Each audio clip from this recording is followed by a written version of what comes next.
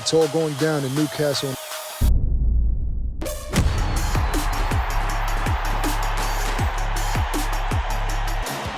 You don't want to miss this one. Join us for the very first IFL Live at London's Indigo at the O2, Sunday, August the 13th, with me, Kugan Cassius, and some very special guests. Eddie Hearn, Darren Barker, Johnny Fisher, and more.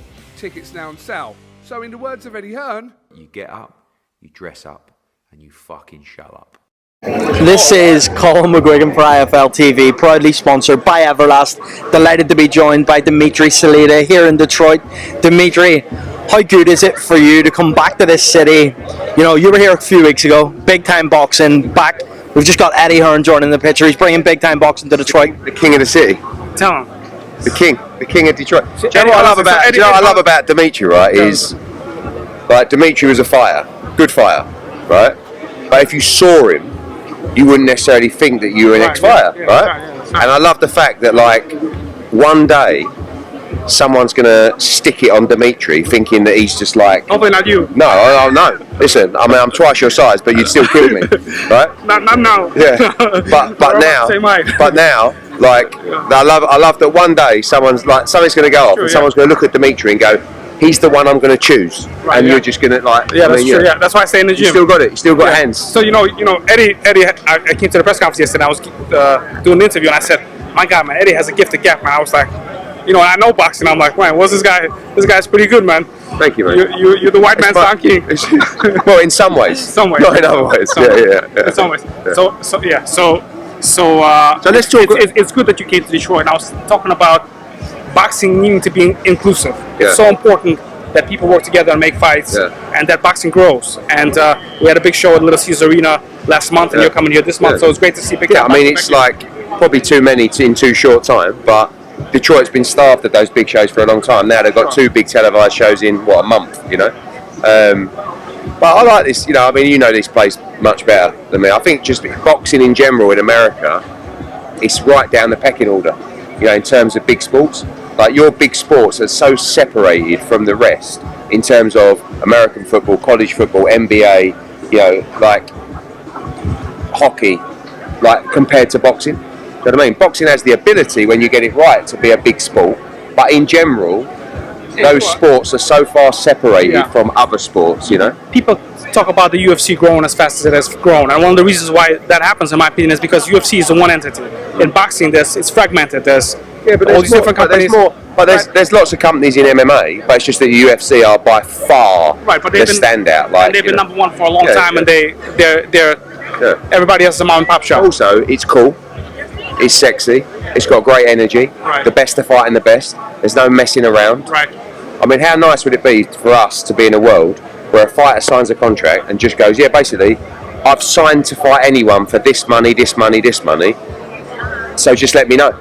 And do you think we ever get to that point though in boxing? The problem is the managers, the lawyers, the agents. You don't see this. We want to make great fights, right? We make our money out of big fights. We don't make our money out of giving fighters shit defences. But the problem is the manager's job and the agent's job and the advisor's job is to give easy fights, right, for as much money as possible. You know that because you're also a manager. Is he easy to work with or hard to work with? You know what I mean, though. But what I meant by that is you're a promoter who the fighter will often fight on other people's shows, and you also look out for the fighter, rightfully. Yeah, of course. Yeah, but sometimes you got to make the big fights, like Clarissa versus Savannah Marshall. But also, I feel like we, as promoters, have to be harder and have to be prepared to let fighters go if they won't give our broadcasters and the fans the product that we want.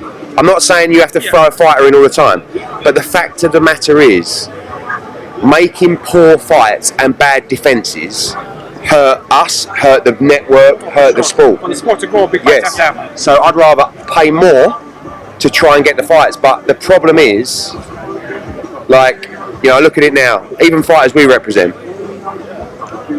Regis Prograis, in my mind, let's get the Devin Haney fight made, yeah? It's a tough fight, it's a 50-50 fight, but it's good money, let's roll the dice. You've won the world title, you've had a defence, let's go for it. Edgar Berlanga, right? Jaime Munguia, it's a 50-50 fight, but people not talking about those two particularly, but some people within teams will go, oh, hang on, we need 2 more little tune-ups first. And I'm thinking, fuck, the tune-ups don't work. The tune-ups don't sell. The tune-ups don't rate.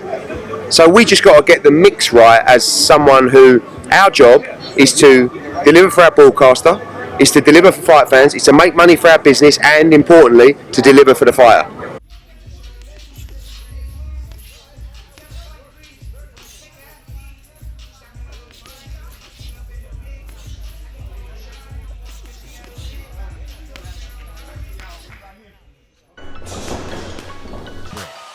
It's all going down in Newcastle.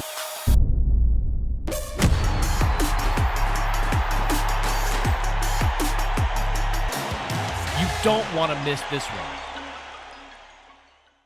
Join us for the very first IFL Live at London's Indigo at the O2, Sunday, August the 13th, with me, Kugan Cassius, and some very special guests, Eddie Hearn, Darren Barker, Johnny Fisher, and more.